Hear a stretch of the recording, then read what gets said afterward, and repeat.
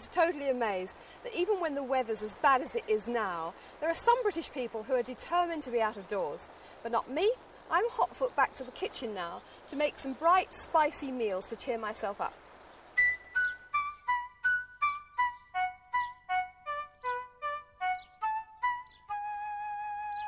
Well, one way I think to brighten a dull day is to go oriental and make something spicy. And I've got a lovely recipe to show you, first of all.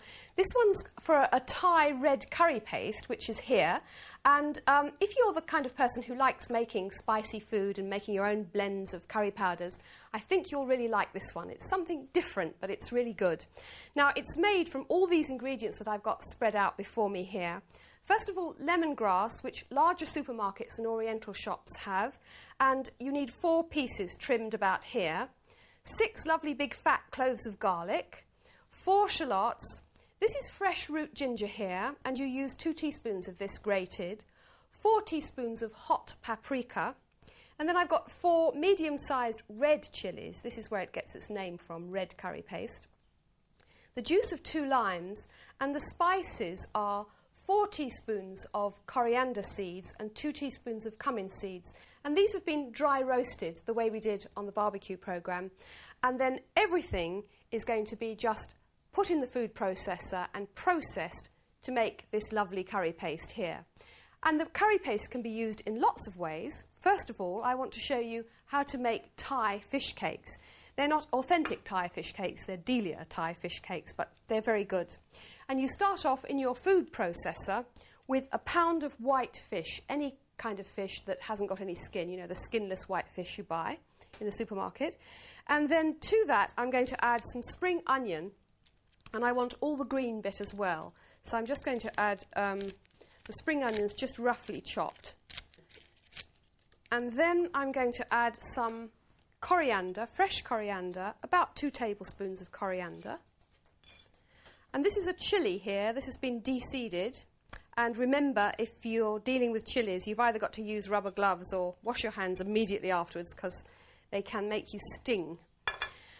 Now some lime juice, a tablespoon of lime juice. And then we need some salt. Good seasoning of salt. And I'm going to use 2 tablespoons, quite heaped tablespoons of curry paste. And then all that just gets whizzed up together to make the fish cakes. Off we go.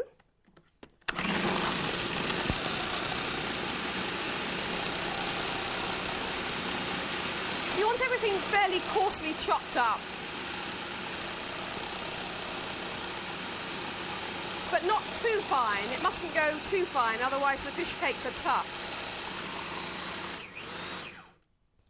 That's just about right, I think there, yes.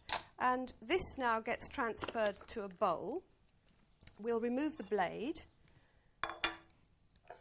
first of all. And we're just going to make 16 altogether, 16 fish cakes, which is enough for a first course for 4 people. And they're quite tiny, these fish cakes, just about a dessert spoonful. And what you do is take it in your hand like that and keep squeezing. You'll find quite a bit of liquid comes out of it. That doesn't matter. You just keep on squeezing, and as you keep on squeezing like this, the mixture will come together and it'll be easy to shape the fish cake. You just shape it like that into a small, round fish cake. Now, you can do all this in advance, and then when you're ready to cook the fish cakes, you have some hot oil in a frying pan. This is ground nut oil, or sometimes called peanut oil. And you have it nice and hot in the frying pan, and then you add the fish cakes, and you just give them 1 minute's cooking on each side. It's very important not to overcook them. They really only need 1 minute each side, otherwise they get a little bit dry, and we don't want that to happen. They should be nice and juicy. And then I want to show you a very nice sauce to serve with them. And this is my version of an oriental dipping sauce. And here are all the ingredients. It's made in the food processor exactly the same as before. 1 tablespoon of dark brown sugar, 1 tablespoon of roasted peanuts, and these can be salted, 2 inches of cucumber with the skin left on, a small carrot, a chilli de-seeded, a small piece of ginger, and 2 shallots. Now they go into the processor and you process them to chop them nice and small, and then you add this, which is rice vinegar, 4 fluid ounces of rice vinegar and some soy sauce, a tablespoon of soy sauce. And here's the finished dipping sauce here, which is nice and crunchy textured and very light, and of course very little calories, and just the thing for the fish cakes.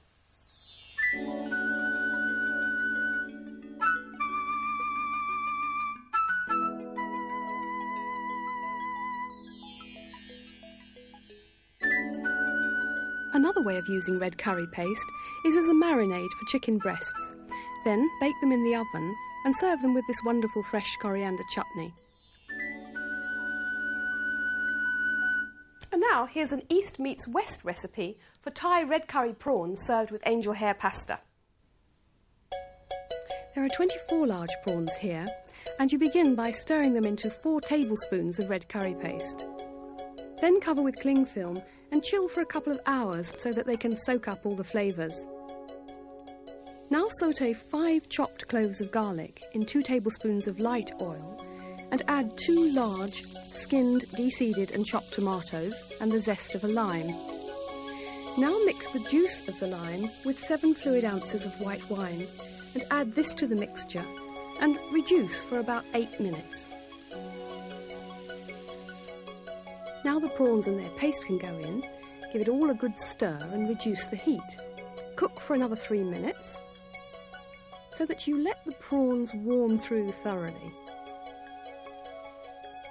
Meanwhile, plunge 6 ounces of angel hair pasta into a large saucepan of boiling salted water.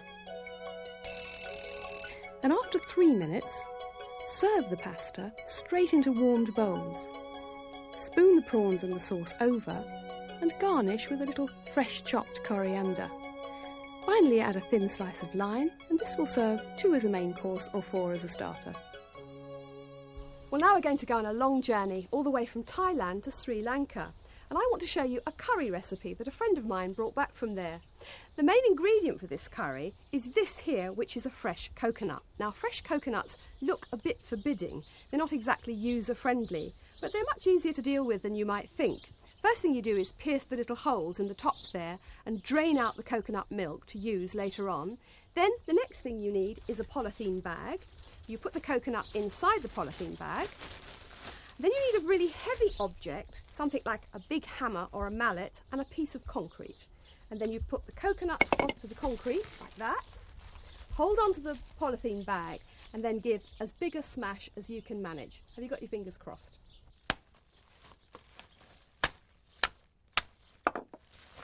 There we are, wasn't that difficult, was it?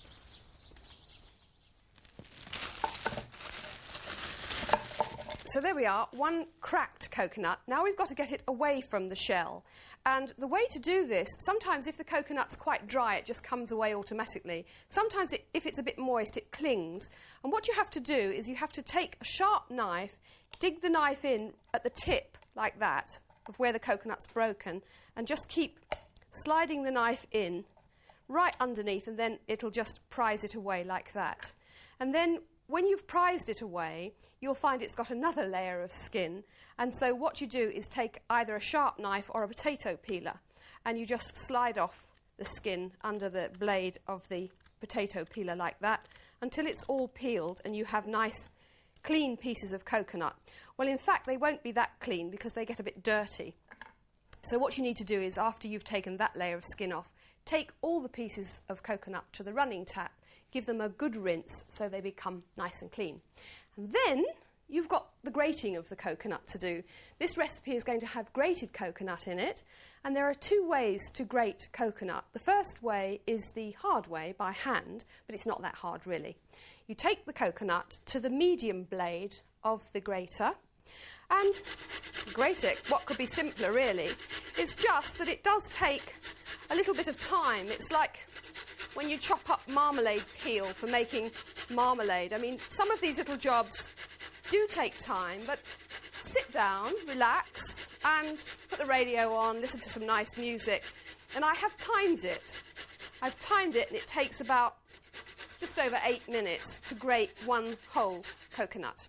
That's if you do it that way. but you can make even shorter work of it if you happen to own a food processor.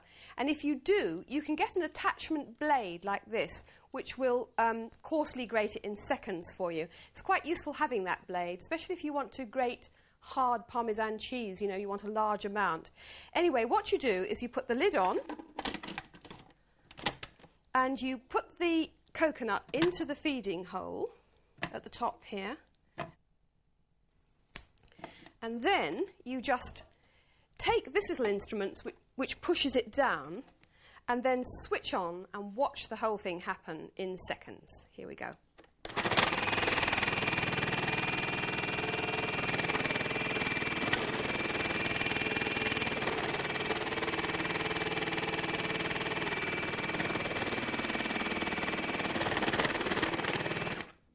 There we are, that does make light work of it.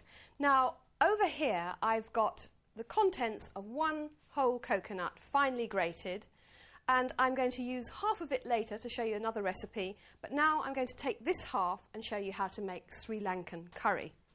Now, I start off here with some spices, and I've got here a teaspoonful of a spice called fenugreek. Now, sometimes you can only buy this ready ground, and if that's all you can get, that's all right. And here I've got 6 whole green cardamom pods. And I'm just going to crush the cardamom pods up with the seeds, the fenugreek. And this is going to form part of the spices for the curry. I always leave the pods on the cardamoms because I think they give a lovely fragrant flavour. And then I've got another spice here. I've got an inch of whole cinnamon stick. Now, over on the stove, in my cooking pot, I've got 2 large onions, and these have just been softening and turning golden in some ground nut oil. And I'm going to add the spices to the onions, and the heat in the pan will just begin to draw their flavour out.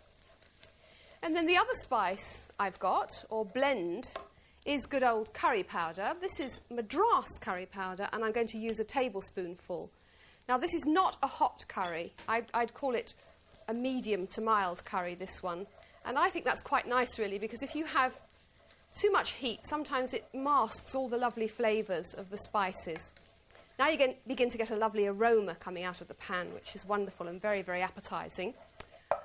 Now, the meat for the curry is actually lamb, but you can use beef if you want. This is neck of lamb, and it's been cubed into little bite-sized cubes, and I've browned it in a pan. I used ground nut oil again and browned the meat in batches of about 4 or 5 pieces. If you overcrowd the pan when you're browning meat, you find it creates a lot of steam and it won't brown. And you want it nice and brown and crusty because that's what gives you flavour. So, there we go, 1.5 pounds of neck fillet, that is. But of course, braising beef would be just as good.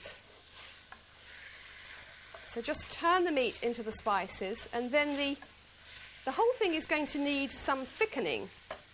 And so I'm going to add at this stage 1.5 tablespoons of flour to provide the thickening. Just stir the flour in to soak up the juices. And don't worry what it looks like. It always looks rather grim when the flour goes in, but it's all right. It soon soaks up. And now the liquid we're going to use, out of those 3 little holes I showed you in the coconut, I drained off the milk inside it, and that's it. And you have to put it through a strainer. So that's going to go in next. And then I've got a pint of stock here. I've got lamb stock, which you buy in tubs from the supermarket. But you can use any stock, vegetable stock. There's a very good vegetable stock powder on the market at the moment, which I sometimes use if I haven't got any stock. So that's the liquid content, and while that's coming up to simmering point, I'm going to show you another ingredient that you might not have come across. This is creamed coconut, and it comes in packets like this at the supermarket, and it's rather like a block of margarine or butter. And you keep it in the refrigerator, and when you want to use it, you grate it, and it gives a lovely, creamy, velvety flavour and texture to the sauce.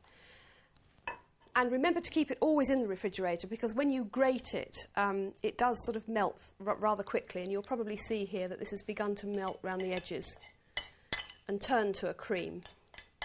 There's 3 ounces of coconut there, and that's going to go in to join the rest. Give it a stir in, and then finally we're going to add the coconut, the freshly grated coconut. So that goes in next. And then some seasoning of salt, a little bit of freshly milled pepper. And then what we want to do is just bring this up to gentle simmering point and put a lid on and let it simmer very, very gently for 2 hours to draw out all the lovely flavours. Now, if you're one of these people who finds it very difficult to simmer gently on top of the stove, let me explain how that should be. What you need is just a little bubble breaking the surface every now and again. That's how to simmer properly. Now, some people find they can't do that.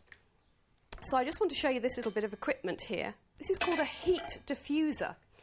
And what you can do is you can put that on the heat and then put the pot on top of that, and that'll keep it down to a nice gentle simmer if you're one of these people who has problems. Anyway, all you want to do is let that simmer and turn into the most beautiful sauce in 2 hours.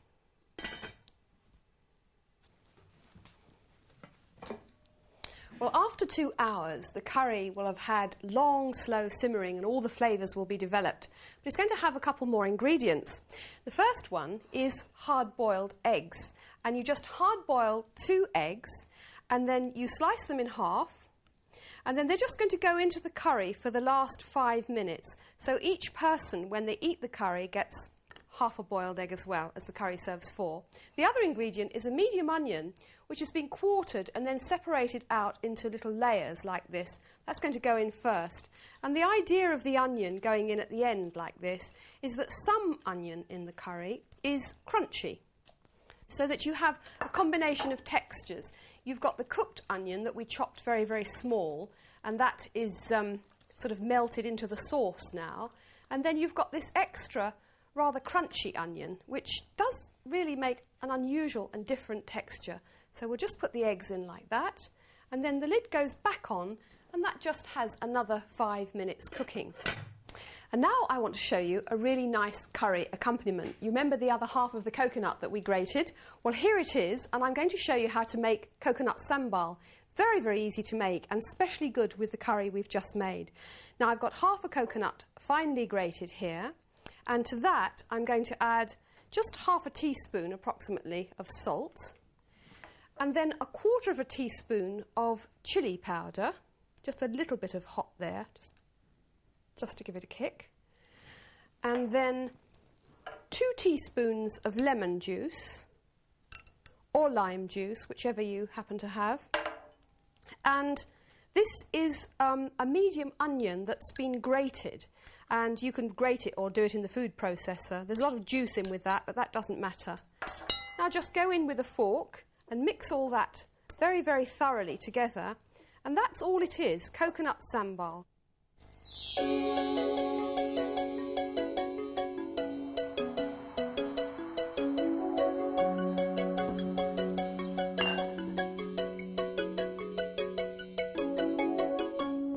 Now, what every good curry needs is some perfect rice, and I just want to show you how to make perfect, spicy, fragrant pilau rice.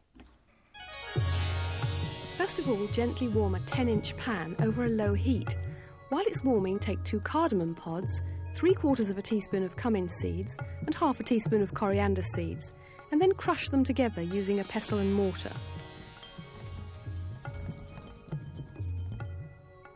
Then tip the crushed spices into the warm pan, turn the heat up, and allow them to dry roast for a minute or 2.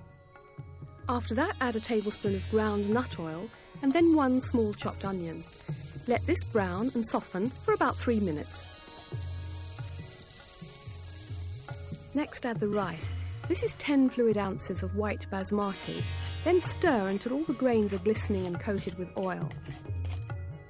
Now add a small piece of cinnamon, a bay leaf and a little salt. Then pour in 1 pint of boiling water. And stir only once. Remember, if you stir rice, it goes sticky. so just one stir. Cover and cook on a very low heat with a lid for 15 minutes. Now take it off the heat and replace the saucepan lid with a clean tea cloth. Then just leave it like that for 5 minutes. Now you can throw out the bay leaf and the cinnamon, then gently fluff the rice grains with a fork. Don't forget, no stirring. Follow these instructions, and when you cook rice, it'll always be perfect. One of the positive aspects of a rainy day for me is I can go and lock myself away in the kitchen and get on with some baking. And I want to share a really beautiful cake with you today. This one's called Coconut Lime Cake, staying with the coconut theme. And it's a very easy cake made all in one. You start off in a big mixing bowl like this with 6 ounces of self-raising flour, and that has to be sifted from a great height to give it an airing. And because it's an all-in-one cake, you add extra raising agent, and so that's a heaped teaspoonful of baking powder. Now this is a 6-ounce mixture, so it's going to have 6 ounces of caster sugar to join the 6 ounces of flour, followed by 6 ounces of butter. Now because it's an all-in-one cake too, you've got to have the butter nice and soft. It's got to be really soft. And of course, if you don't want to use butter, by all means you can use margarine. Now the coconut is this here, which is 2 ounces of desiccated coconut, and this has been soaking in the juice of 2 limes, and we've got the zest of the limes there as well. So that's going in. And then just a little bit more coconut flavour, this time some powdered coconut milk, which comes in packets from the supermarket, and I've got 2 tablespoons of that. And now I'm going to use 3 large size 1 eggs, and then I'm going to go in with my electric hand whisk. You can use a wooden spoon and a bit more elbow grease, but this is the best instrument, and just give that a really good mixing.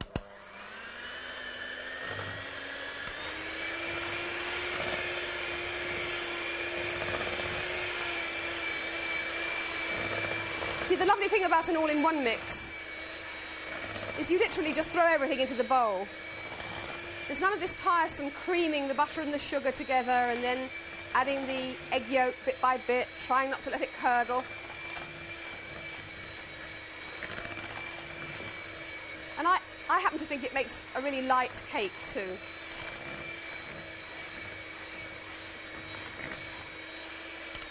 Now the mixture's going to be divided into 2 cake tins. And I have to tell you that when you write recipes for people, cakes are usually a minefield because tins come in such a lot of different sizes. So let me explain that for a 6-ounce sponge mixture, which is what we've got here, or if you want to call it a sandwich mixture, you need to have 8-inch sponge tins, 8 inches in diameter. But make sure, as this one here, as you can see with this one, that you've got 1.5 inches of depth, because I think this is what helps it to rise up the cake. If it's too shallow, you get cakes like pancakes. And I think people are writing to me saying, I can't make cakes. And really they can, it's just they don't have the right cake tins. Also, as you saw there, you line the cake with silicone paper, the cake tin with silicone paper, so it makes it easy to remove. Now that goes into a preheated oven, gas mark 3 or the equivalent, and they'll take about 30 to 35 minutes to cook. Take them out of the oven, leave them in the tin for about 5 minutes, and then turn them out onto a wire rack to cool. Now, because I get letters sometimes from people saying, it's another thing about cake making, they stick. I just want to show you that silicone paper really does work very well. And all you do is you just fold it back like that and peel it off, and you can see it comes away quite cleanly, leaving the cake totally intact. Now we're going to have some lime icing to go on the coconut cakes, and in my bowl here I've got ready sifted 8 ounces of icing sugar, and to that I'm going to add some limes, some fresh limes. Now it needs 3, the recipe, and what's happened here is the limes have been had all the peel removed and the pith. And then you'll see here that you've got sections of lime, and what you want to do is to take the sections out. So you slide the knife behind the membrane like that. and then just remove the little sections, and they really do come away quite easily. It's harder to do this with oranges or lemons, but with limes it's really easy. When you've removed the segments, make sure you do it over a bowl because you want to collect the juice. Just squeeze that little bit of pith there to get the last bit of juice out, and then that's simply going to go in now to join the icing sugar, which we'll do, and that is going to now be mixed together until we get a spreadable icing. Now it does look as though that isn't going to happen at this stage. You think, my goodness, there's not enough liquid, but the segments of lime go on releasing their juice, and eventually it does come down to a spreadable consistency.